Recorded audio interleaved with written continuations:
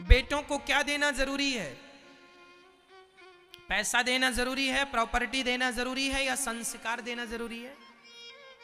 यदि संस्कार देंगे तो प्रॉपर्टी देने की जरूरत नहीं है, वो संस्कार के बल पर प्रॉपर्टियां बना लेंगे। और केवल प्रॉपर्टी देंगे, संस्कार नहीं देंगे तो जितनी है बर्बाद कर देंगे, बेच बेच के खा लेंगे। आज भारत में ऐसी कितनी औलादें हैं जो अपने बाप दादाओं की संपत्ति को बेच बेच के खा गई। बाप ने जो संपत्ति बनाई थी उसे बेचकर खा लिया, बनाया कुछ नहीं, बेचा है, खेत बेच दिया, पिता का धन सोना चांदी बेच दिया, खा लिया, और अब ठुनठुनिया बने घूम रहे हैं, कुछ नहीं है, कुछ नहीं।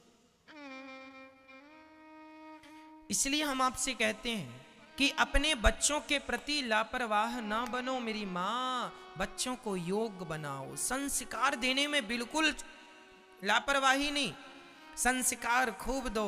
और बच्चों को धन नहीं, धन कमाने की योग्यता, टैलेंट, ये देना है। कैसे पैसा कमाना है ये सिखा दो, रास्ता बता दो। और जो तुमने सारी जिंदगी मेहनत करके कमाई है ना, वो बेटों को ना देना, कुछ बेटों को दे देना, कुछ मतलब कुछ हिस्सा बेटों को दे देना, पर कुछ अपने पास बचा के रखना। काहे के लिए? सारी जिंदगी जो पाप कर करके कमाया है, अब कुछ अपने हाथ से दान पुण्य कर लो तो तुम्हारी भी गति हो जाएगी, नहीं नरक में जाओगे सीधे।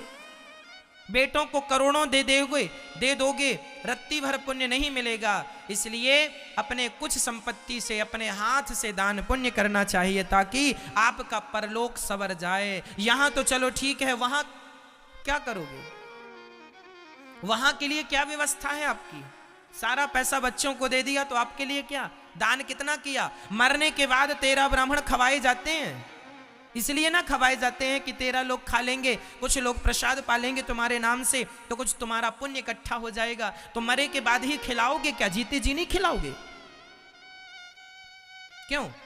मरने के बाद आदमी 13 ब्राह्मण खिलाता है, तो जीते जी भी 10-50 ब्राह्मण खिला के जाओ, तो वो भी पुण्य तुम्हारा ही है।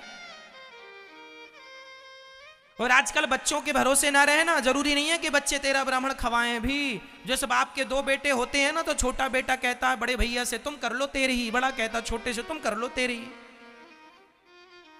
तुम्हारी 13 भी अच्छे से कर लेंगे तुम्हारे बच्चे, इसकी गारंटी कौन लेगा?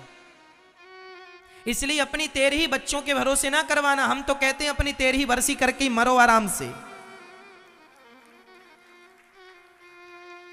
आराम से अपना सब करके मरो। बच्चा करे तो करे, प्लस होगा, क्या भरोसा कि बच्चा करेगा? अभी कोरोना काल में भगवान आप बता दूं मैं आपको, कोरोना के पीरियड टाइम में ना 13 ब्राह्मण भी नहीं मिले खाने के लिए, हाँ या ना? तो जो लोग इस भरोसे बैठे रहे कि बच्चे करेंगे 13 ही, कहां कर पाए बच्चे? इसलिए हम आपको कह रहे हैं अपनी करके मरना। 13 ब्राह्मण नहीं, 50 ब्राह्मण खवाना, जीते जी अपने हाथ से परोसना। क्या कर रहे हो? अपनी 13 कर रहे हैं। तो भैया अपना अपना कुछ करते जाओ, बच्चों के भरोसे ही ना बैठे रहो। सारा जीवन कमाया, सारा जीवन कमाया, कमा कमा के बच्चों के ऊपर रख दिया, बेटा ये तुम समा, और मर गए बुढ़ाऊ। यमराज ने कहा क्यों? कुछ 13 वेरी हुई? हाँ हाँ बच्चे करेंगे, तुमने कुछ दान पुण्य की? ना ना बच्चे करेंगे। और बच्चे तो वहां बांटने में लगे हैं। सास मर गई, मोटे मोटे वो पहने वो चांदी की पहनती ना माताएं पाँव में।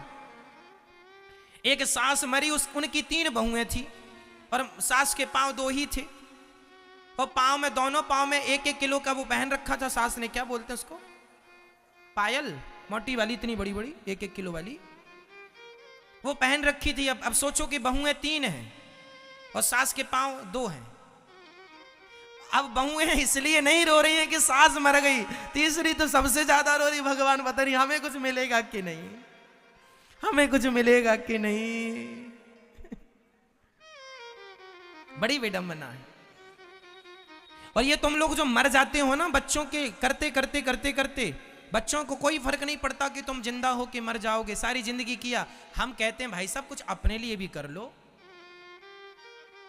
तुम्हारे मरने से तुम्हारी औलाद को कोई फर्क नहीं पड़ना। तुम आज मर जाओ, क्या फर्क पड़ेगा बताओ? जिस दिन तुम लोग मरोगे ना, उस दिन भी तुम्हारे बच्चे बना बना के खाएंगे, खिचड़ी खाएंगे, पर खाएंगे भूखा। तो उस दिन भी आदमी नहीं रहता जब घर में आदमी मरता है। और ये दुनिया का दस्तूर ऐसा है कि तुम मरे पड़े रहोगे और पड़ोसन चाय लेके आएगी, बहन चाय पी लो, थोड़ा सा चाय पी पी के रो। आपने देखा नहीं, गांव में जब लोग मर जाते हैं तो रिश्तेदार, पड़ोसी लोग बड़ा अच्छा पड़ोसी धर्म निभाते हैं। चाय और अदरक वाली लेके आ रहे हैं, चाय पी पी के रो। और बहू भी थोड़ा चाय पीती है, फिर बेहोश हो जाती है, चाय पी के सास के ऊपर गिरती है। मैं बड़ा प्यार करती थी। ये देखो तमाशा है, वहां आदमी मरा पड़ा और ये चाय पीने में। और तुम्हें लगता था बड़ा प्यार कर रहे हैं, बहू बड़ी प्यार कर रही है, बेटी ये तो चाय पी रहे हैं तुम्हारी लाश के सामने। पीते हैं कि नहीं, हाँ या ना? फिर जिनके लिए तुम मरते रहे, सारी जिंदगी कमा कमा के पाप करते रहे, तुमको ये भी पता था कि ये पाप है, फिर भी अपनी औलाद के लिए तुमने पाप किया। इसलिए कहता हूं, पैसा तो खत्म हो जाएगा, समाप्त हो जाएगा, पर पैसे के लिए जो तुमने पाप किया है वो कभी नष्ट नहीं होगा। इसलिए पाप ना करो, मेहनत की रोटियां खाओ और बच्चों को योग्य बनाओ, वो अपना कमा के खाएंगे। क्या जरूरत है बहुत सारा भर भर के रखने की? अपना कमाओ, खाओ और अपने हाथ से दान पुण्य करो। कमाना अच्छा है, पर अपने हाथ से दान पुण्य करो, इसी से तुम्हारा परलोक बनेगा। पर वो लोग करते नहीं है।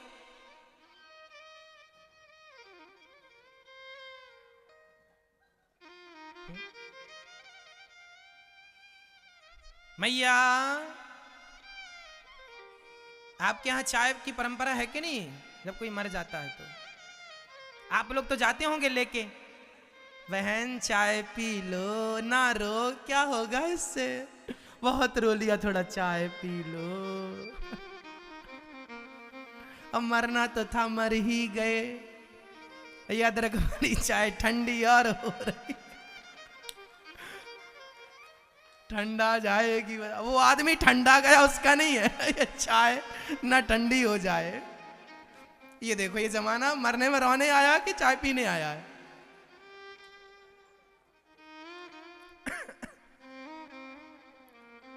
ऐसा होता है। और आप लोग सारी जिंदगी हाय बेटा, हाय बेटा, हाय मेरा मेरा मेरा मेरा मेरा करके मर गए।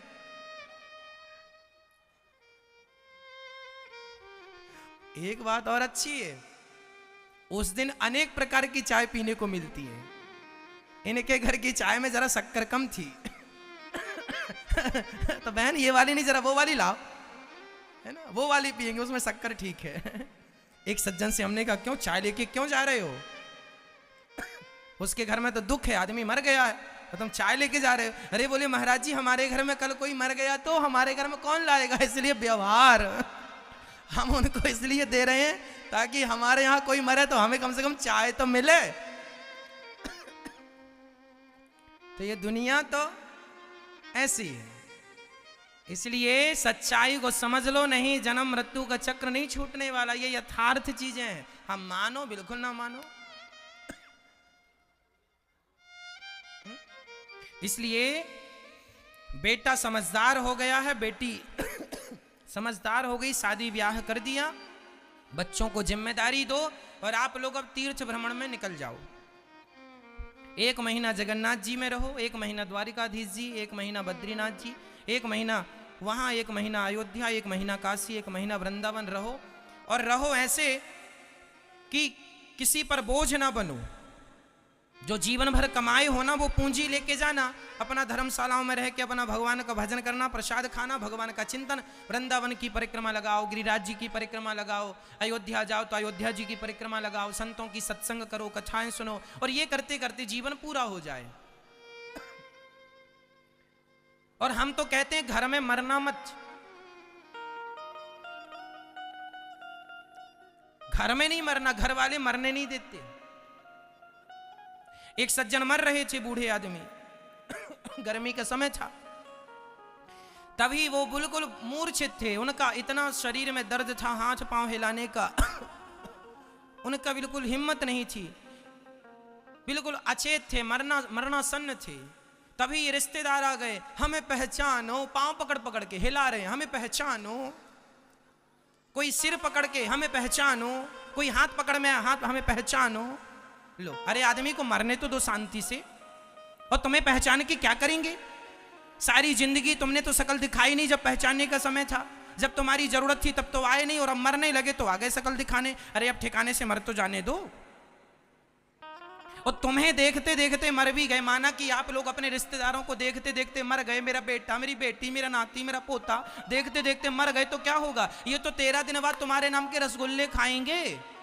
इनका नहीं बिगड़ना, कुछ बिगड़ेगा तुम्हारा। इनको देखते देखते मरोगे तो 84 के चक्कर में उलझे रहोगे।